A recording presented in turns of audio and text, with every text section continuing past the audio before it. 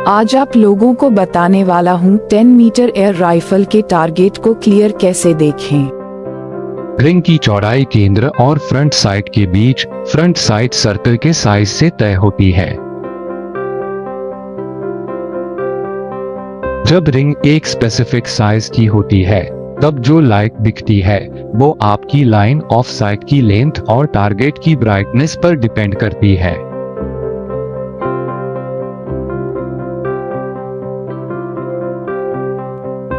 चूंकि ये टॉपिक अक्सर प्रैक्टिस में डिस्कस तो होता है पर पूरी तरह समझा नहीं जाता, इसलिए हम एक अलग मेथड ट्राई करेंगे।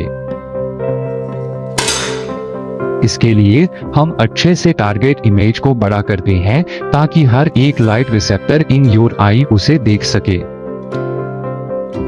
टारगेट इमेज आई के कलर्ड पार्ट में ब्लैक ओपनिंग के जरिए आई के बैक तक पहुंचती है। इमेज डायरेक्ट तेरी आंख के फोविया से हिट करती है। फोविया काफी छोटा होता है, सिर्फ 2 मिमी डायमीटर के आसपास।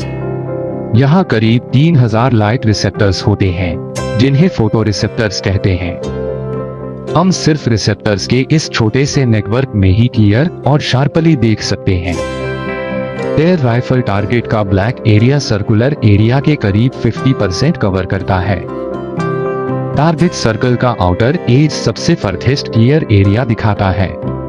Actual aiming process 2 black figures के बीच के इल्यूमिनेटेड सेल्स से की जाती है। डिस्क और रिंग के बीच का ब्राइट एरिया वो इमेज बनाता है जिसे तुम टारगेट इमेज के रूप में परसीव करते हो। 8 विजुअल सेल्स की थिकनेस वाला एक इल्यूमिनेटेड रिंग तुम्हारे ब्रेन तक सेंटर का लोकेशन कन्वे करता है। जब रिंग एक सेट डिस्टेंस पर पहुंचती है तब टारगेट इमेज करेक्टली अलाइन हो जाती है। कोई भी इरेगुलरिटी रिंग के मिसअलाइनमेंट का सिग्नल देती है। लेकिन हम जो टारगेट इमेज देखते हैं वो इतनी शार्प और क्लियर नहीं होती जितनी यहाँ शो की गई इमेजेस। ह्यूमन आई की विजुअल शार्पनेस की लिमिट होती है। बेस्ट केस में यह इस क्वालिटी की इमेजेस बनाता है।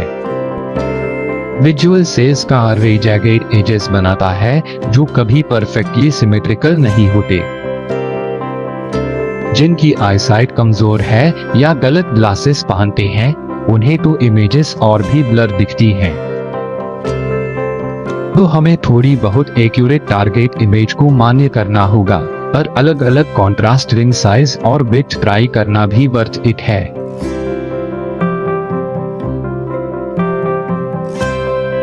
इस तरीके से तुम लिमिटेड इमेज क्वालिटी से बेस्ट लेवल ऑफ एक्यूरेसी पा सकते हो।